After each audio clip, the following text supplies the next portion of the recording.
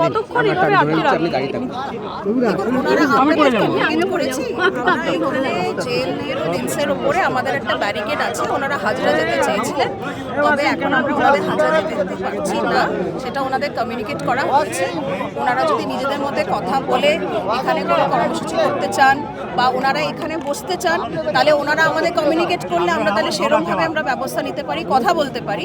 কিন্তু এই মোমেন্টে পুলিশের পক্ষ থেকে এটা যেহেতু আমি ডিসি সেন্ট্রাল, এটা সেন্ট্রাল ডিভিশন আর সাউথ ডিভিশনের বর্ডার, ফলে আমি কিন্তু ওদিকে দিয়ে যাওয়া, এটা আমাদের কলকাতা পুলিশে আপনারা সব ল অ্যান্ড অর্ডারে দেখেছেন, এটা এরকমভাবেই হয়।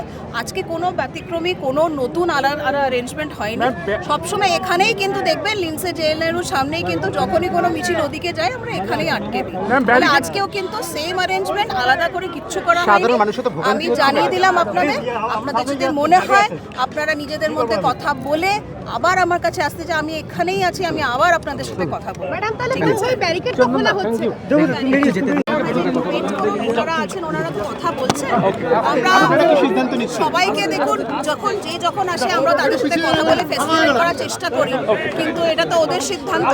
তবে আমাদের সিদ্ধান্ত সেটা আমরা জানিয়ে দিলাম যে আমরা এই ব্যারিকেড কিন্তু খুলে দেব না, যাতে ওনাদের একটা বড় মিছিল আছে, প্রায় ১,৫০০ জন আছে, ওদেরকে আমরা এখন অ্যালাউ করছি না।